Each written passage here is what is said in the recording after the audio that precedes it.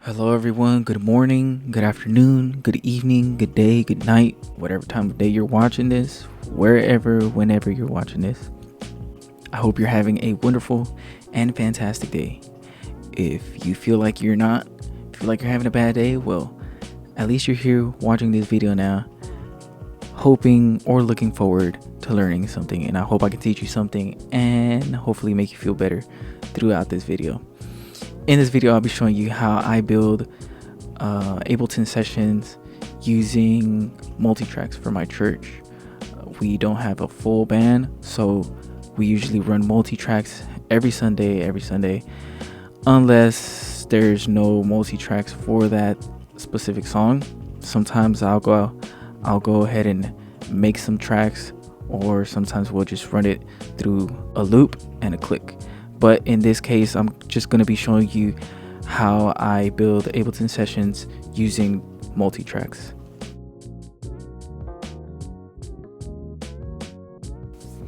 Now again, guys, remember this is the way I build this session. It might look different from other people. I know a lot of people do it differently. There's multiple ways to building sessions. Everybody has their own ways, everybody has their own little tips and tricks and what they feel is better for them. Take what you will from this video, whatever you find useful, whatever you find helpful. But yeah, guys, so usually I have on a separate screen, I have the list of songs that we're going to be doing for Sunday, and I have the keys next to them. That way I'm efficient when I'm building these sessions, because it does get time consuming having to go back and forth between screen here, screen there, screen here, screen there. So as you can see, I'm basically doing everything through Ableton. I'm searching on my hard drive, looking up the song, looking up the multitrack, and you can see here I put the commands on screen and I'm just copying and pasting, importing onto the session. So it's not hard, guys. Just copy and paste. I always warp my tracks just in case I need to do any key changes. And as you can see right here, I'm also assigning the letter W to set and delete locators. That way later on when I'm adding locators, it's again efficient, rather than having to hit the add locator button. I can just hit the lowercase w that I assign and it'll be faster. And as you can see here, I'm doing a key change and looking for the next song. And again, guys, it all may look different for you. It just depends on what your church needs. At my old church, I literally had a loop and a click on GarageBand, and that's how we used to play. So it really just depends on what your church needs. Y'all may not need all this. Y'all may need something else. Who knows? Anyways, here, guys, I'm doing the same thing, adding the next song. And there's a few other commands that I put on there that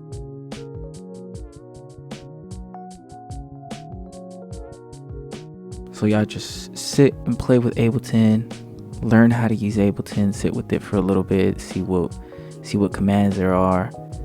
Again, the commands that you learn are going to be very, very, very, very helpful when you're building these sessions. As you can see how much time and how much work it takes just moving things around. Right here, I'm just organizing things. I already had groups set up. I usually put groups, every type of instrument into a category, and I did that for the Será Llena la Tierra and what was the other song? I think Dios ha exaltado. So it was a little medley that we were gonna do, and so I made that medley on a separate session, saved that session, made a blank slate, and now on this session I just drag and drop what I created on the other one, and it's already set. I don't have to, if I do need to make adjustments, it won't have to be crazy amounts of adjustments because I already did the majority on the other session.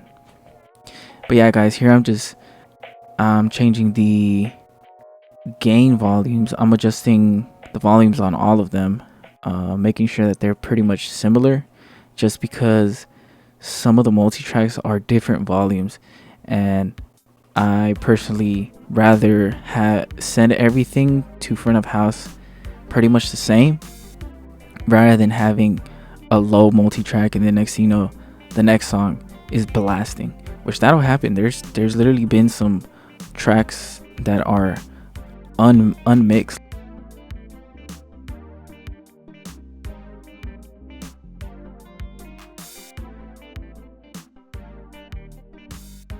I'm just putting on there again what the locator was, the letter W, and I'm just showing you how I do it. It's all sped up, but again, you see, you just hit. I'm just hitting W, W, W, W, and then rename W, rename W, rename. And so you can put whatever letter you want. It can even be a number. I just use W because it feels ergonomically better on my hand. It sounds funny, but it's true. It just sits better.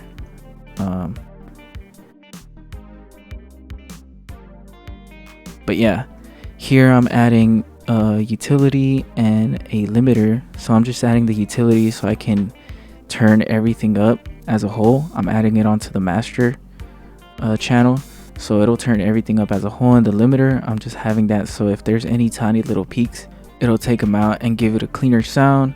You won't be pushing anything so hot to where it's distorting.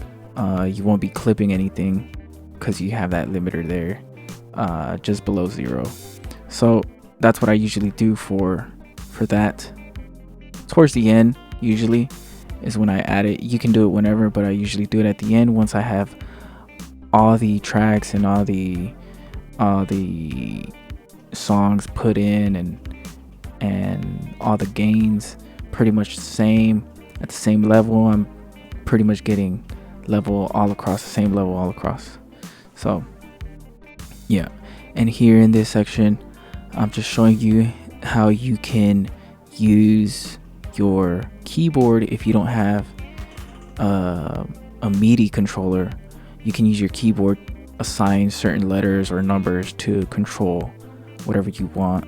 As you can see right here, I'm controlling the locator left, right. Here I'm assigning the numbers to songs, so you can assign song number 1 to 1, song number 2 to 2, song number 3 to 3. If you ever just cut out 2 and you just jump over to 3, you just hit number 3 and it'll jump over. So that's what I'm doing right here. And I'm again using the locator selector also. Here I'm showing you how I'm assigning them to the MIDI controller. I usually set the max to 0 because the knobs are, I don't know what's the word, I guess freewheel. Basically they just keep spinning and spinning until you don't want to spin no more. So it helps to put it at 0 because I don't want to give anything more than 0. But yeah, here I'm just assigning everything and showing you how you can use a MIDI controller to control your session as well. And now here I'm just showing you a different way of labeling your session if you don't want to use markers. The markers are good if you're trying to jump between sections, if you need to be jumping between sections. But the thing is that they won't transfer over if you're trying to Command Shift X cut time and then paste it into a separate part, because you never know if your worship leader might be like, hey, no, let's move that song over here instead. And now you're like, how do I do that? But here I just show you how to do that. But if you don't have any locators, how are you going to be able to tell where you're at? Unless you know the song, which you should be knowing the song. You shouldn't be relying on the Ableton session to tell you the structure of the song. you should already know the song.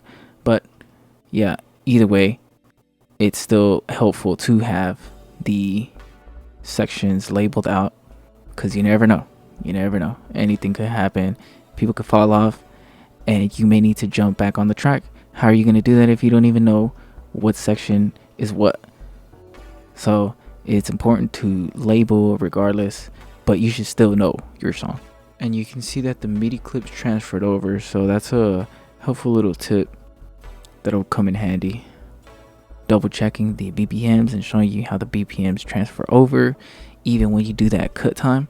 See right here, make sure you always double check. Right here I was basically doing a double check of BPMs and adjusting them. And so now right here I'm just showing you a different session where I have other labels for sections. So it could be hits, different progressions, whatever it is. And I'm just showing you right there how everything's automated. I always warp everything and automate everything just in case I ever need to do any changes, which most of the time I don't need to, but you never know.